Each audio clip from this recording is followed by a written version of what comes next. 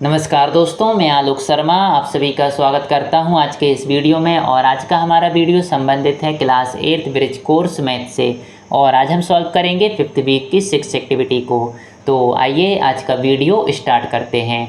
सबसे पहले मैं आपको बताना चाहूँगा कि ये जो एक्टिविटी है, ये एक्टिविटी आपकी संबंधित है एक्सपोनेंट्स ऑफ नंबर से। जो नंबर होते हैं उसका यदि हम एक्सपोनेंट लें तो उससे संबंधित ये आपकी एक्टिविटी है। और यहाँ पर सबसे पहले आपको क्या करना है, कोई भी जो आप नंबर लेंगे, जैसे आप 2 की पावर 4 ले सकते हैं, तो आपको पता होना चाहिए कि 2 यहाँ पर बेस है और 4 यहाँ पर एक्सपोनेंट है।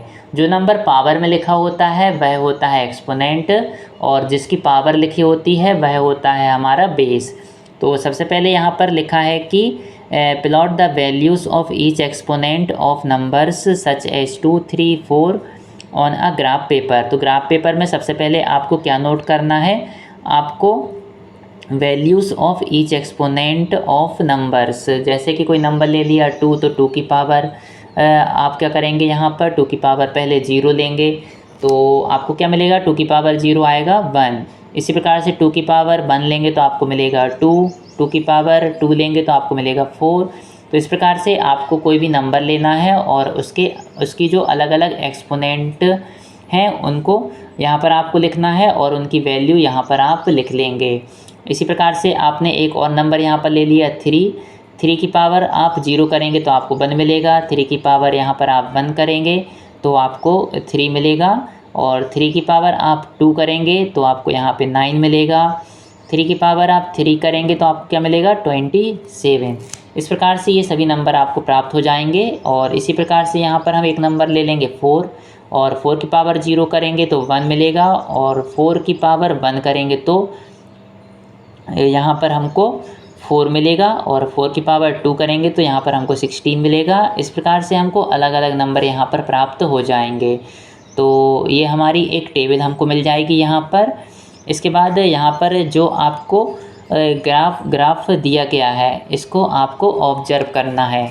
ये यहाँ पर लिखा है कि जो स्टूडेंट्स हैं, इसके बाद जो आपको ये ग्राफ मिला है इसको आपको ऑब्जर्व करना है।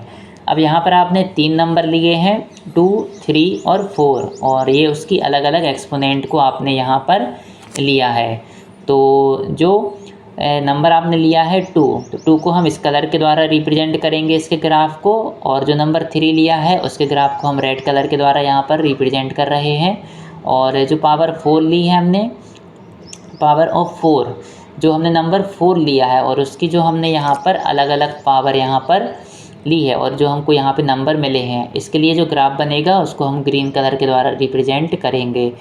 तो यहाँ पर ये ग्राफ है, इसको जब आप ऑब्जर्व करेंगे तो आप देखेंगे कि जो ग्रीन वाला ग्राफ है यहाँ पे बहुत तेज़ी से यहाँ पर ऊपर की ओर जा रहा है।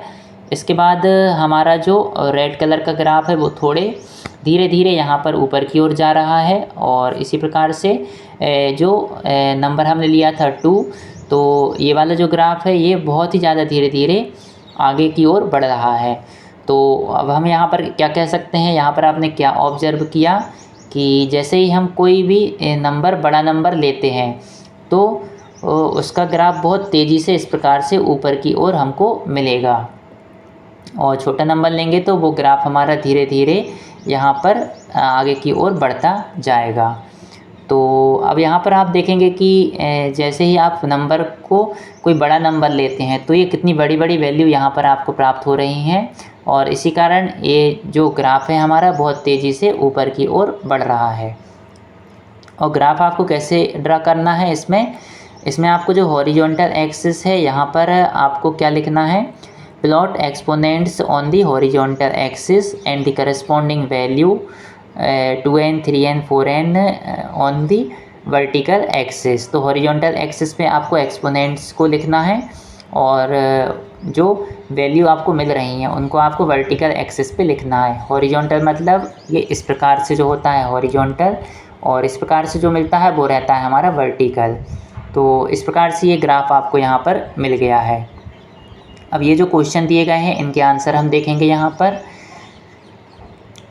तो यहाँ पर मैंने इसको थोड़ा सा बड़ी साइज़ में यहाँ पर कर दिया है, जिससे आप क्वेश्चन को आसानी से देख सकें। सबसे पहले यहाँ पर आपसे पूछा गया है कि जो नंबर आप देख रहे हैं इंक्रीज हो रहे हैं वो किस प्रकार से हो रहे हैं हर एक स्टेप में। तो यहाँ पर हम देखेंगे इसका आंसर क्या होगा यहाँ पर, कि जो नंबर हमारे इंक्रीज हो रहे हैं वो एक्सपोनेंशियली हो रहे हैं, कि बहुत तेज़ी से वो नंबर हमारे यहाँ पर ये इंक्रीज होते चले जा रहे हैं। जैसे 2 की पावर x कर रहे हैं तो हमको हर बार जो वैल्यू प्राप्त हो रही है वह डबल हो रही है। जैसे यहाँ पर आप देख सकते हैं 1 का डबल होता है 2, 2 का डबल 4, 4 का डबल 8, 8 का डबल 16। इस प्रकार से जब हमने 2 की पावर ली है तो हर बार हमको डबल वैल्यू वहाँ पर प्राप्त हो रही है।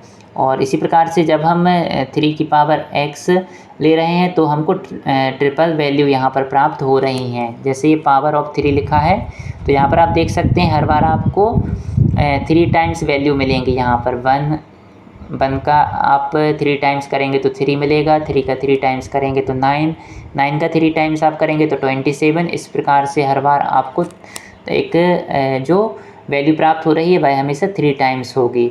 और जब आप यहाँ पर आप नंबर ले रहे हैं 4 तो आपको क्या हो रहा है, यहाँ पर जो वैल्यू आपको मिल रही है वो 4 की पावर x में आपको क्वाड्रपल्स वैल्यू मिल रही है, अर्थात 4 टाइम्स वैल्यू हमको यहाँ पर मिल रही है। 1 का 4 टाइम हो जाएगा, 4 टाइम्स हो जाएगा यहाँ पर 4, 4 का 4 टाइम्स हो जाएगा 16, 16 का 4 टाइम्स हो जाएगा यहाँ पर हमारा 64।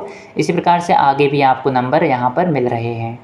सेकंड क्वेश्चन में आपको कहा गया है कि आपको यहाँ पर प्लॉट करना है ग्राफ को, यदि जो एक्सपोनेंट्स ऑफ नंबर्स हैं वो यदि फ्रैक्शंस या नेगेटिव नंबर हों। तो इसमें जो फ्रैक्शंस या नेगेटिव नंबर्स होते हैं पावर में, तो उसको आप कैसे रिप्रेजेंट करते हैं, तो उसको आप लिखेंगे 2 की पावर -1, 2 की पावर -2, 2 की पावर -3। जैसे अभी हमने 2 की पावर 1, 2 की पावर 2, 2 की पावर 3 लिया था, इस प्रकार से यहाँ पर हम नेगेटिव पावर को यहाँ पर लेंगे। और नेगेटिव पावर कैसे सॉल्व होती है, तो 2 की पावर -1 को हम लिख सकते हैं 1/2, 2 की पावर -2 को लिख सकते हैं 1/2 की पावर 2, और 2 की पावर -3 को हम लिख सकते हैं 1/2 की पावर 3। तो इस प्रकार से इसको आप सॉल्व करेंगे तो 1/2 होता है 0.5, और 1/2 की पावर 2 मतलब 1/4 जो होता है हमारा 0.25, और 1/2 की पावर 3 मतलब होता है हमारा 1/8, और 1/8 इक्वल होता है 0.125। इस प्रकार से ये नंबर हमको यहाँ पर प्राप्त हो गए। और अभी हमने 2 की पावर ली थी, इस प्रकार से आप 3 की पावर भी ले सकते हैं और 4 की पावर ले सकते हैं। इस प्रकार से आप यहाँ पर कुछ नंबर लेकर, जैसे अभी हमने वहाँ पर ग्राफ जो आपको दिया गया है उसी प्रकार से यहाँ पर भी आपको एक ग्राफ यहाँ पर ड्रा करना है।